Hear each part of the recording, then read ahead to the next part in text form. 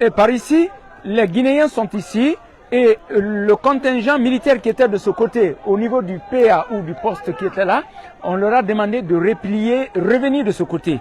Au moment où nous vous parlons, vous allez les voir tout à l'heure, nos vaillants soldats sont ici, ils sont tranquilles, comme s'ils maîtrisaient vraiment la situation, en attendant que des décisions viennent du haut niveau. Selon, du moins, c'est ce qu'on a entendu. Mais il faut dire que la tension, elle est jusque-là vive du côté du Libéria, puisque c'est de là où on sent les manifestations.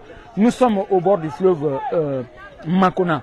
En tout cas, sur Africature Média, vous allez continuer de vivre cet événement qui nous préoccupe tous, puisqu'il faut nécessairement qu'il y ait la paix dans la région, et cette paix passe par la compréhension entre la Guinée et le Libéria d'une part, la Guinée, la Sierra Leone de l'autre, de part et d'autre.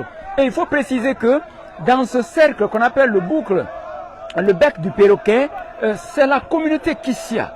C'est la communauté Kissia qui est répartie de part et d'autre du Libéria et de la Guinée.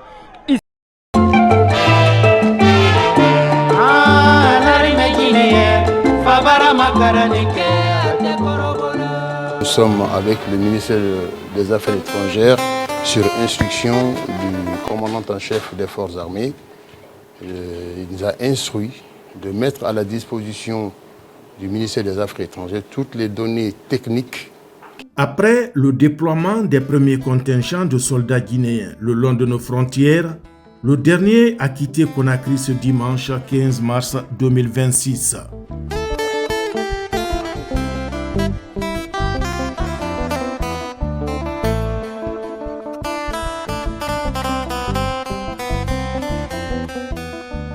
Ces soldats, tout corps confondus dans un engagement patriotique, partent pour défendre notre terre, notre peuple et nos valeurs, quels que soient les défis à relever. Ils sont prêts, comme leurs prédécesseurs, à braver l'ennemi avec courage et détermination.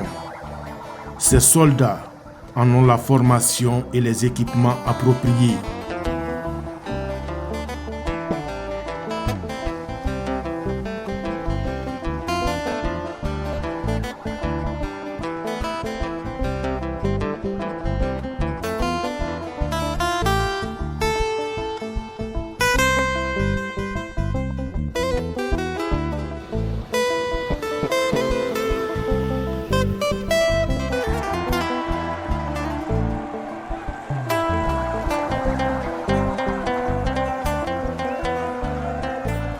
La Guinée, puissance militaire hier, la Guinée, puissance militaire aujourd'hui.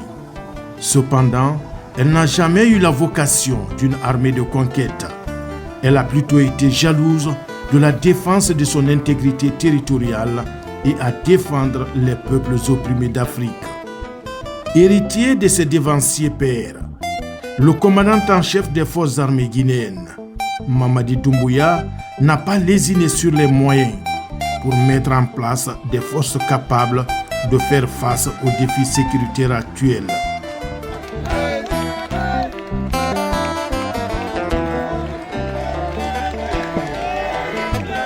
Pour le départ de ce dernier contingent de soldats guinéens, le président de la République est venu en personne remettre le drapeau à ces vaillants guerriers. Dans un ton plein d'engagement et de détermination, le chef de l'État, Mamadi Doumbouya, remet le tricolore national en ces termes. Citation. « Vous, soldats de Guinée, vous êtes le symbole de notre unité, de notre force et de notre résilience. En ce temps où notre patrie fait face à des défis, votre engagement et votre dévouement sont plus précieux que jamais. Je vous confie le drapeau, qui est à la fois un symbole, mais aussi la responsabilité de défendre notre territoire, nos valeurs et notre avenir. Moi, Mamadi Doumbouya, je mets le peuple de Guinée en confiance qu'aucune portion de la terre laissée par nos ancêtres ne sera conquise par qui que ce soit. » Fin de citation.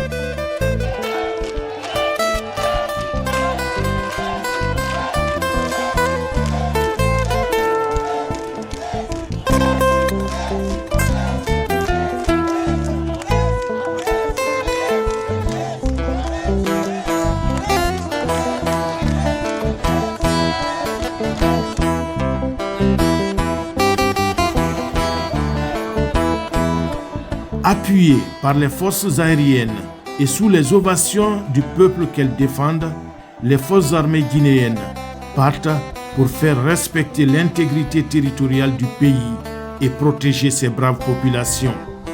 Tout au long du parcours dans la capitale, la population est sortie massivement pour encourager et ovationner les sentinelles de la paix.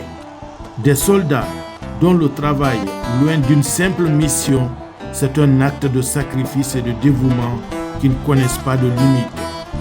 D'où le slogan « Notre nation, notre raison d'être ».